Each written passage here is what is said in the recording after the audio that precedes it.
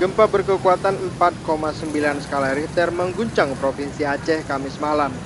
Badan Meteorologi, Klimatologi, dan Geofisika (BMKG) mencatat pusat gempa berada di darat 24 km tenggara Kabupaten Pidi. Meski tidak menimbulkan korban jiwa, gempa dengan kekuatan 4,9 skala Richter dengan kedalaman 10 km yang terjadi sekitar pukul 20:56 waktu Indonesia Barat membuat warga di Kota Banda Aceh panik. Guncangan akibat gempa ini cukup berat dirasakan warga.